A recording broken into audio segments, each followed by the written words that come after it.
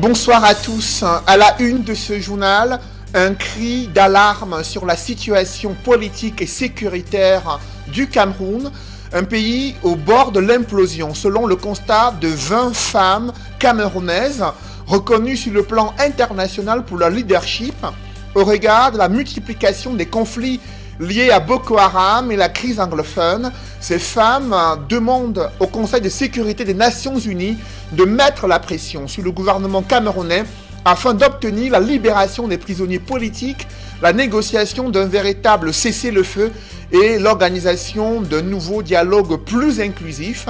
Ce plaidoyer des femmes leaders peut-il avoir un écho favorable auprès du Conseil de sécurité des Nations Unies? D'ailleurs, les perspectives politiques du Cameroun préoccupent également la France.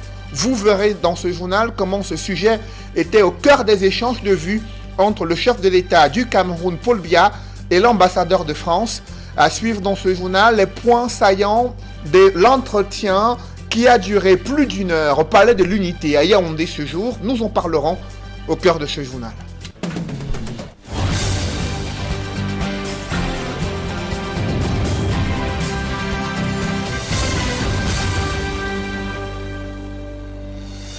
Merci de suivre cette édition complète de l'information sur Equinox Télévision. D'abord, cette controverse autour de l'organisation d'un examen du sous-système éducatif anglophone, le Common Entrance, composé pour la deuxième fois dans certains sous-centres, au grand désarroi des parents d'élèves. Ils crient à l'arnaque, dénonçant une tentative de corruption et un scandale autour de ces examens visant à permettre à certains élèves du primaire d'accéder au secondaire, notamment dans le cadre du sous-système éducatif anglophone. Que s'est-il réellement passé? Élément de réponse dans cette enquête est signé Warren Zede et Cédric Ding. C'est une horde de parents en colère qui a pris d'assaut le lycée technique d'Akwa.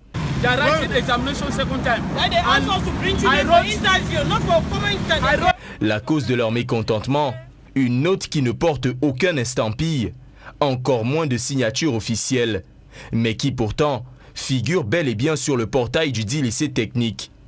Selon la compréhension de ces parents en colère, cette note porterait organisation d'une deuxième session écrite du Common Entrance, l'examen d'entrée en 6e dans le sous-système anglophone.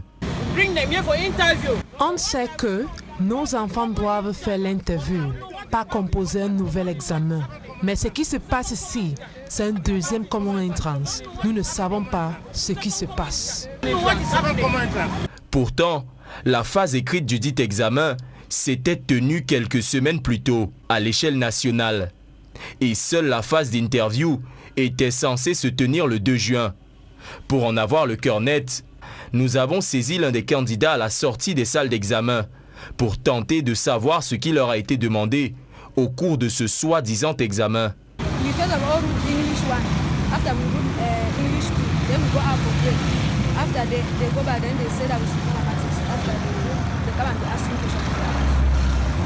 Des épreuves typiques du Common Entrance. Plus de doute, un deuxième examen a bel et bien été organisé au sein du lycée technique d'Akwa. Mais par qui? La réponse viendra de l'un des parents en colère. Ma fille a choisi de faire l'interview au lycée bilingue de Deido. Mais j'ai vu son nom au lycée technique d'Akwa. Je ne sais pas pourquoi. Pour savoir ce qu'il en est, nous prenons la direction de la délégation du ministère de l'Éducation de base pour le littoral. Une fois sur place, le délégué régional crie au scandale et nous sert une note signée conjointement de son ministère et du ministère des enseignements secondaires qui spécifie clairement que les oraux du Common Entrance doivent se dérouler au sein de l'établissement choisi par le candidat et qu'aucune deuxième session écrite du Common Entrance n'a été organisée par le ministère de l'Éducation de base. Pourquoi le lycée bilingue de Deido a-t-il organisé une session parallèle de cet examen, en outrepassant l'autorité ministérielle?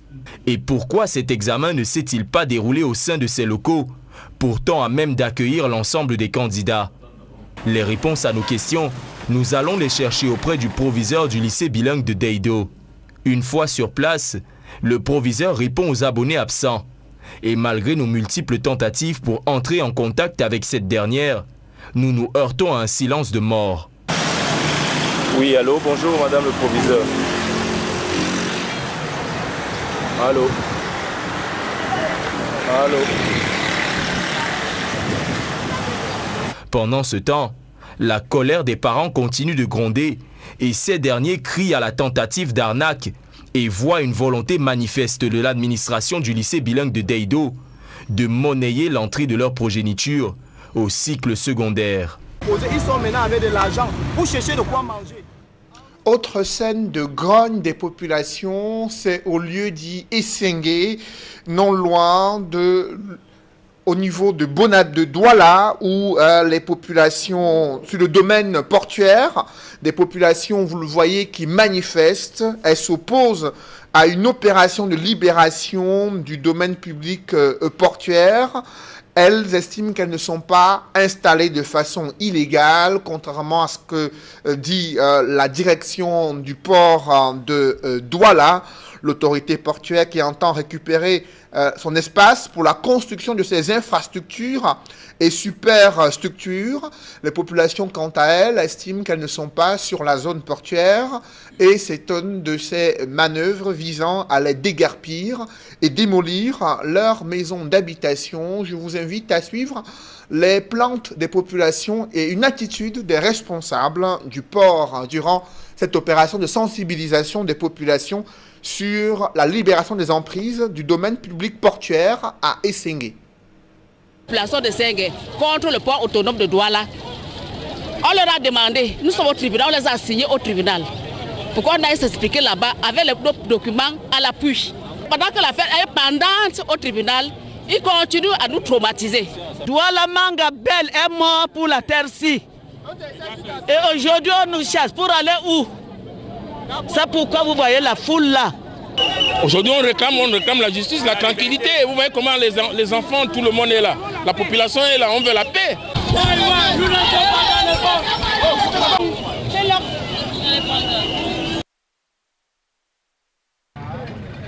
Pour les propos introductifs que vous avez tenus et qui ont déjà permis que nos élèves, nos enfants puissent rentrer dans les salles de classe. Je pense, comme vous l'avez dit, que les échanges que nous allons mener, que les problèmes qui sont soulevés sont des problèmes d'adultes. Et que si vous commencez aujourd'hui à empêcher à vos enfants d'aller à l'école, vous êtes en train de compromettre leur devenir. Je vous le disais en titre, elles sont 20 femmes camerounaises reconnues sur le plan international pour leur leadership dans la défense des droits humains, l'entrepreneuriat, des femmes leaders montées au créneau pour lancer sur le toit du monde un cri d'alerte sur la situation politique et sécuritaire du Cameroun. Selon ces femmes, le pays est au bord de l'implosion. Elles déclarent que plus de 10 000 personnes sont mortes dans les conflits liés à Boko Haram et la crise anglophone.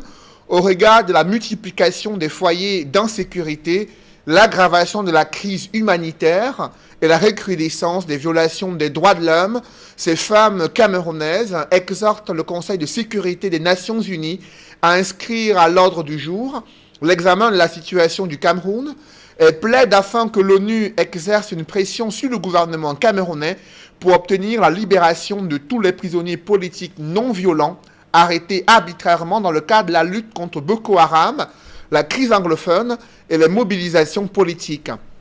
Elle demande à l'ONU d'amener le gouvernement camerounais à initier un processus de dialogue et de résolution des conflits qui permettra aux groupes armés de déposer les armes, de favoriser la réconciliation et la pacification du territoire.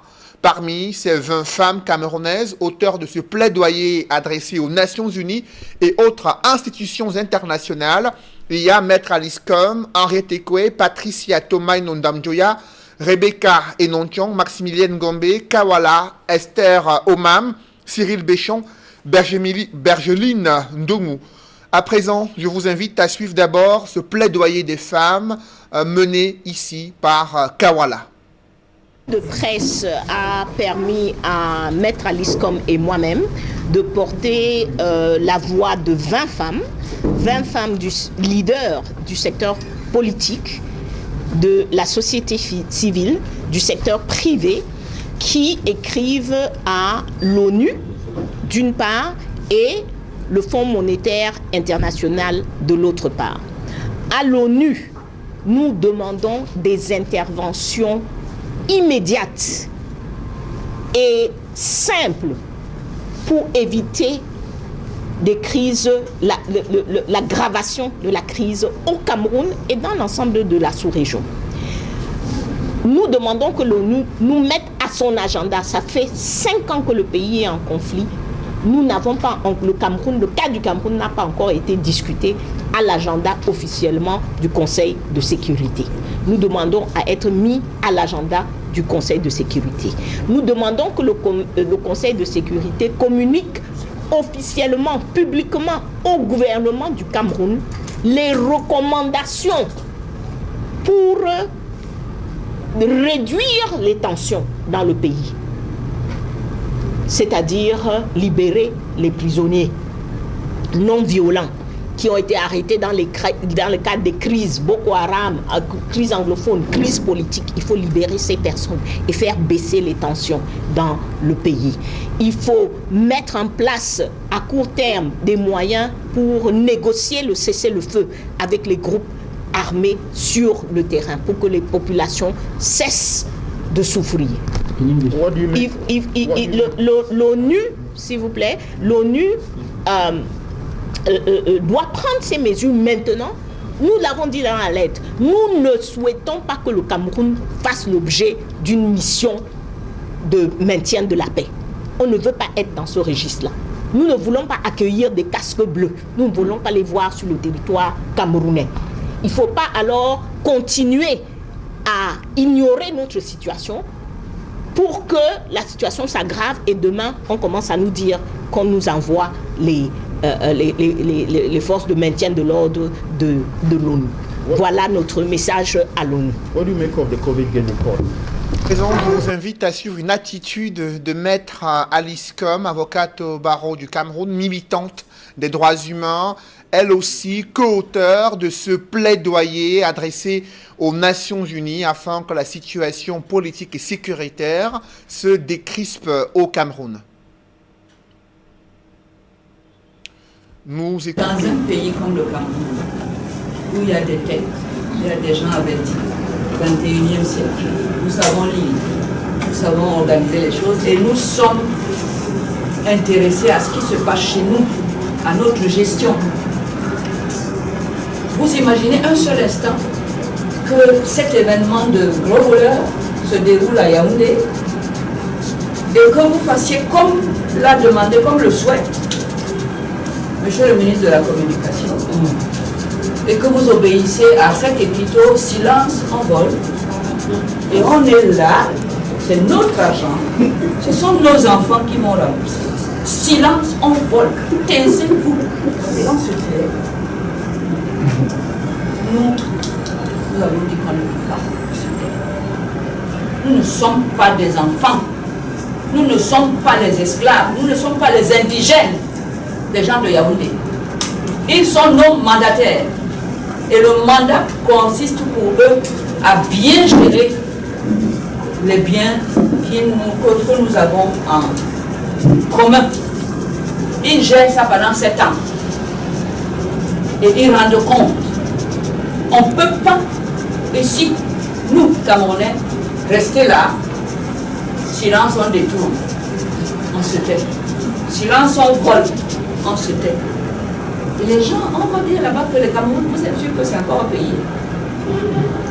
Et ça vient après le multi-mauvais gros scandale de la canne. Même processus, même itinéraire, même acteur, et même spectateur, et même propriétaire que nous sommes, on n'a rien dit. Vous voyez bien que quand on ne dit rien, il continue. Eh bien, nous avons décidé qu'on va suivre cette histoire-là à la trace et qu'on va faire entendre nos voix, qui sont vos voix, les voix de nos enfants. Et nous vous remercions de faire entendre ces voix-là en étant ici aujourd'hui pour faire entendre aux gens que le Cameroun a encore des personnes, des femmes, des hommes qui savent ce que c'est qu'une république, ce que c'est qu'un contrat, ce que c'est qu'un engagement, et qu'on est vigilant. On suit. Et que chacun, dans ce rôle qui est le sien, doit être obligé de jouer son rôle conformément aux clauses des accords, on appelle ça accord, des contrats, ou des engagements, des mandats. C'est ça, un contrat. C'est ça, un pays qui marche dans la cohésion. Le président de la République, vous avez entendu, on le félicite, qu'il a tapé du poing sur la table, il a ordonné que nous allons le surveiller pour qu'il le fasse sincèrement. Qu'il ne nous refasse pas le coup de la Coupe des Nations, là, où il dit j'y veille, et nous on est là à attendre toujours qu'il veille. Et quand il revient vers nous, on entend parler de glissement. Où est l'argent? Mais ils sont en train de faire quoi? D'endetter aujourd'hui parce que ça permet de bloquer des fonds qu'ils mettent dans leur poche pour préparer, pour avoir leur, ils appellent ça le nerf de la guerre, pour que demain, ils puissent conserver le pouvoir en ayant beaucoup de moyens et en nous ayant appauvris et endettés. Ces femmes camerounaises leaders ne sont pas les seules à être préoccupées par la situation au Cameroun. Les perspectives politiques du pays préoccupent également la France. Membre du Conseil de sécurité des Nations Unies, le sujet était au cœur des échanges de vues entre le chef de l'État, Paul Biya, et l'ambassadeur de France au Cameroun, Christophe Guilou. Il a été reçu en audience au Palais de l'Unité. Selon le site de la présidence de la République, l'entretien a duré plus d'1 heure. Et au sortir de cet entretien, le diplomate français Christophe Guilou a indiqué que l'un des sujets ayant retenu le plus l'attention au cours des échanges est la situation régionale et les perspectives au Cameroun. Il a également évoqué avec le président Paul Biya la situation internationale, les dernières initiatives prises par le président Emmanuel Macron en faveur du développement des économies africaines, dont celle du Cameroun. Et ce sommet qui s'est tenu il y a quelques jours, le Cameroun s'est fait représenter par le ministre des Finances. Rencontre entre le chef de l'État, Paul Biya, et l'ambassadeur de France au Cameroun. Évoquons à présent la situation politique dans les régions du nord-ouest et du sud-ouest. À peine 5 milliards de francs CFA pour les 2 conseils régionaux dans cette partie du pays. Des fonds insuffisants, mais qui permettront, selon les différents conseillers régionaux, de mener à bien quelques projets, notamment assurer le bon fonctionnement des instances régionales et des études pour des projets à réaliser d'ici 2022. Compte rendu d'Éric Diator, Stellambou et Martin Abanda. 2 milliards 750 millions de francs CFA. Ce sont là les chiffres qui définissent le budget alloué au fonctionnement du Conseil régional du Sud-Ouest. C'était à l'occasion de la session ordinaire présidée par le gouverneur Bernard Okalia-Bilaï que l'examination et l'adoption du compte finance a été arrêtée. Le représentant de l'État, dans son propos, a rappelé la rectitude morale dans l'emploi de ces fonds. Il a d'ailleurs cité les Saintes Écritures en illustration. As a biblical passage from the Gospel according to Matthew chapter 5 verses 15 teaches us on this aspect. Un extrait du verset biblique selon Matthieu chapitre 5 verset 13 nous apprend que vous êtes le sel de la terre, mais si le sel perd sa saveur, avec quoi la lui rendra-t-on? C'est dans cet esprit que j'invite tous les membres du bureau exécutif et conseillers régionaux d'être les premiers d'y croire à cette institution. It is in this spirit that I invite all bureau members of the Regional Executive Council and regional councillors present at this session of today to be the first to believe in this institution. Dans cette région où les routes et les maisons ont été détruites, la préoccupation majeure des populations ainsi que celle du conseil régional est orientée vers la reconstruction. We should not forget that the creation of this regional assembly.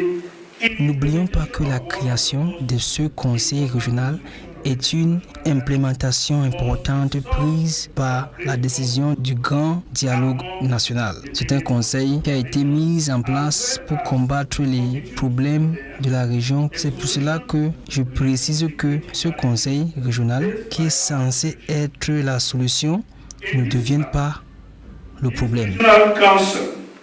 Which is a solution should not become a problem. Le gouverneur de la région du Sud-Ouest en a profité pour rappeler aux différents membres du conseil régional leurs obligations, surtout le sort qui est réservé à cette institution si jamais elle faillit. Bear in mind the provision of section 289 paragraph 1 and selon la loi, dans la section 2, alinéa 89, je cite, « Lorsque le comportement du conseil régional met gravement en cause les intérêts de la région, il peut être déchu par décret. »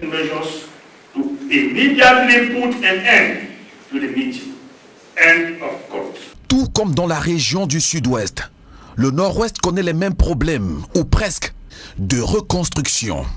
Le facteur commun aux deux zones anglophones, pour un budget de 3 milliards de francs CFA, l'action du Conseil régional du Nord-Ouest s'orientera aussi vers les soins de santé, l'accès à l'éducation pour les 6 mois restants. Une session ordinaire alimentée par des échanges fructueux, auquel a pris part le gouverneur du Nord-Ouest, Alphonse Lélé-Lafrique, dans la tenue de ce premier événement du genre, a signé sa présence par vidéoconférence au vu du contexte sanitaire qui prévaut. Dans l'actualité, le gouvernement des États-Unis d'Amérique a officiellement transféré la gestion des services liés au VIH-Sida à la Conférence épiscopale nationale du Cameroun.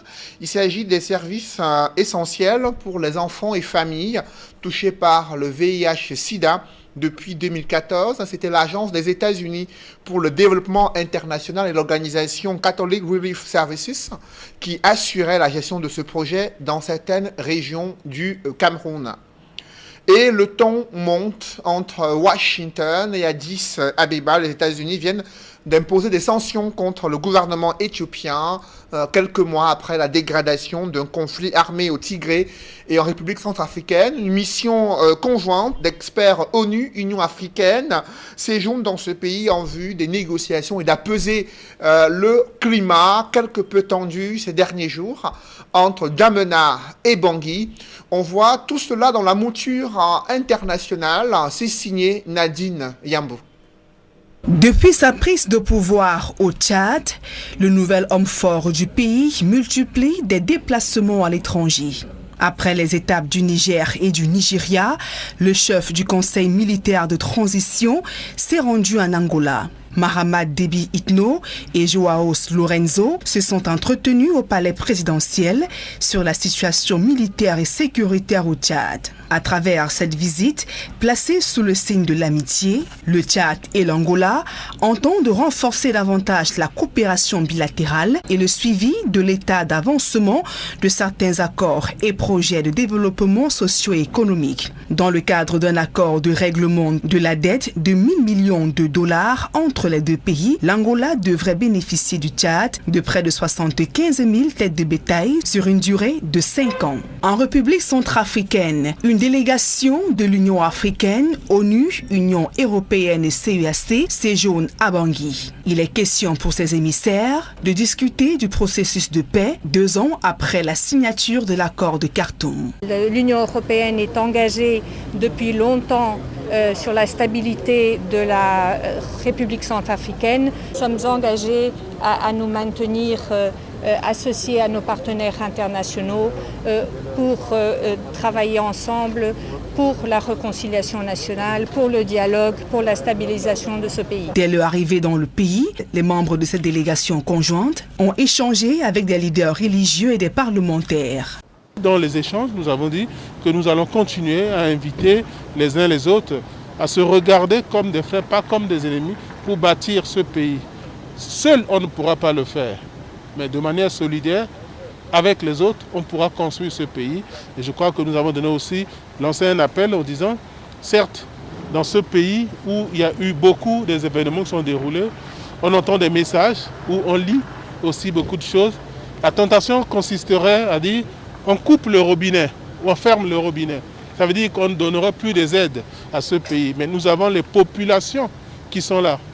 Une rencontre est prévue ce samedi avec le président Faustin-Archange Touadéra, les leaders politiques et membres de la société civile. Cette mission intervient dans un contexte de refroidissement des relations entre la RCA et le Tchad au lendemain des incidents survenus à la frontière ayant coûté la vie à plusieurs personnes. Pendant ce temps, des manifestations hostiles à la mission des Nations Unies et la MINUSCA ont été enregistrées dans la capitale. Le Conseil de sécurité de l'ONU a autorisé l'envoi de 3700 casques bleus supplémentaires dans le pays après l'attaque en décembre 2020 de la capitale Bangui. Entre Addis Abeba et Washington, les relations sont désormais au point mort. 7 mois après le déclenchement de la crise sécuritaire au Tigré, les États-Unis ont décidé d'imposer des sanctions contre l'Éthiopie. Pour justifier cette décision, le gouvernement américain brandit la dégradation de la situation sécuritaire et humanitaire dans cette partie du pays. Les sanctions appliquées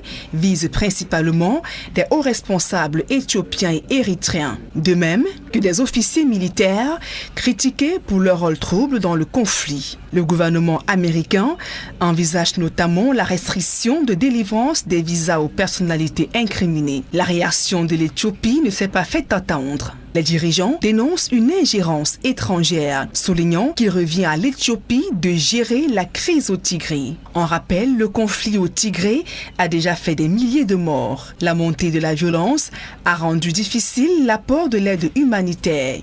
Selon le Programme alimentaire mondial, environ 5,2 millions de personnes ont urgemment besoin d'une aide alimentaire. Parlons à présent football avec une question que se posent de nombreux Africains. Quel est le secret des pharaons d'Égypte, détenteurs de 7 Coupes d'Afrique des Nations de football et un record de Coupe Interclub de la CAF?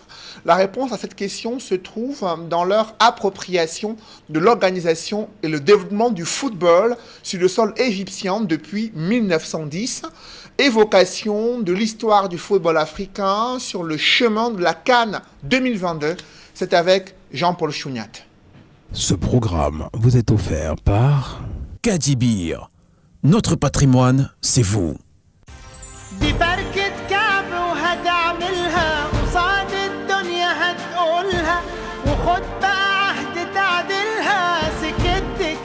Dans la première décennie de l'année 1900, le football entame sa mue en Égypte, comme dans la plupart des pays du Maghreb.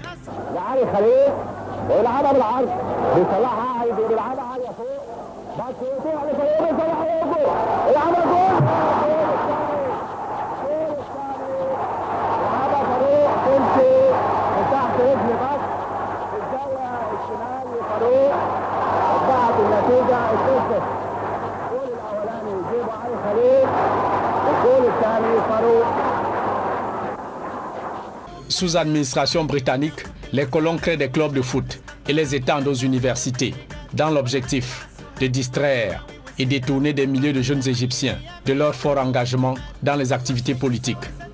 Ainsi est créé par exemple pour les besoins de la cause, le club des hautes études du Caire, le 8 décembre 1905, avec l'appui de quelques membres égyptiens. l'équipe prend une envergure nationale.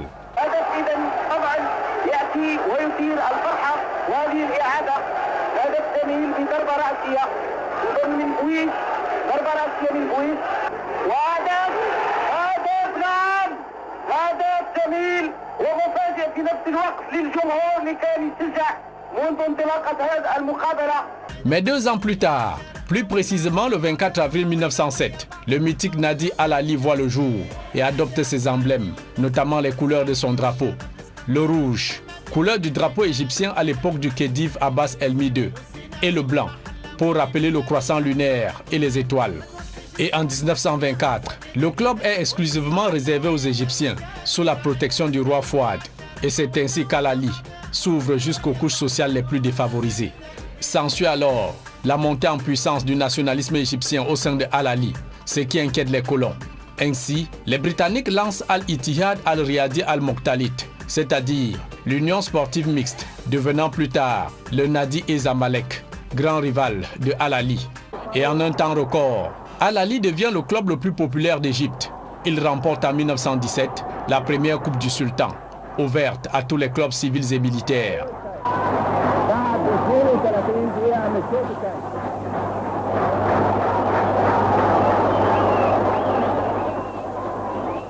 En 1921, Fouad Abada, le secrétaire général de Al-Ali et 4 autres clubs, crée l'Union égyptienne de football et s'affilie à la FIFA. C'est le départ de la grande aventure de l'équipe nationale d'Égypte. Et 3 ans plus tard, les Pharaons participent à leurs premiers Jeux olympiques de 1924 à Paris. Première nation africaine présente à un grand rendez-vous international. Entrée tambour battant dans la compétition, les Égyptiens tombent en quart de finale, concédant une cuisante défaite de 0 but contre 5 devant la Suède au stade Pershing de Paris.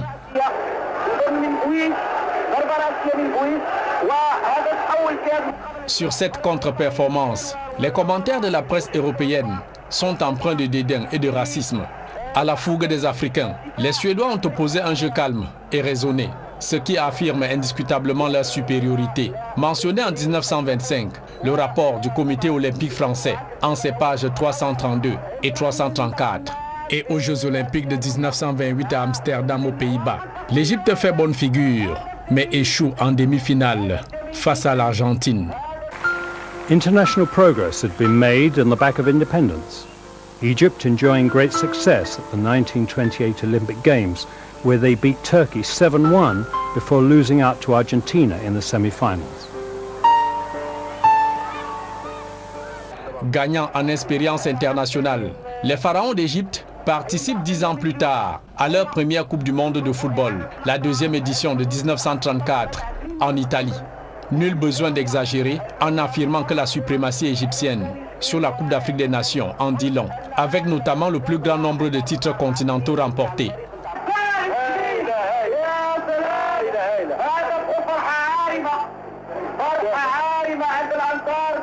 Ce programme vous a été offert par Kadibir. Notre patrimoine, c'est vous. Mesdames, messieurs, c'est la fin de ce journal. Merci de l'avoir suivi. Juste après cette édition de 20h, retrouvez Serge Alain Autou et ses invités pour le débrief du journal sur le plateau d'Equinox Soir. Serge Alain. 5 milliards de francs CFA pour les conseils régionaux du Nord-Ouest et du Sud-Ouest. Ce sont les seuls montants qu'ils ont pu obtenir de l'administration centrale du Cameroun pour faire fonctionner ces instances régionales. Vous vous souvenez, le président de la Chambre des chefs traditionnels du Sud-Ouest avait dénoncé il y a quelques mois le manque cruel de moyens financiers pour mener les actions sur le terrain. On était alors à 4 mois après la mise en place des tout premiers conseils régionaux du Cameroun. 5 milliards pour 2 régions en guerre depuis près de 5 ans et les gouverneurs toujours présents représentant l'État du Cameroun ont tenu à donner des orientations aux présidents des différents conseils régionaux sur comment ils devraient utiliser cet argent et surtout afin qu'ils veillent à la transparence dans la gestion financière de ces premiers financements reçus de l'État du Cameroun.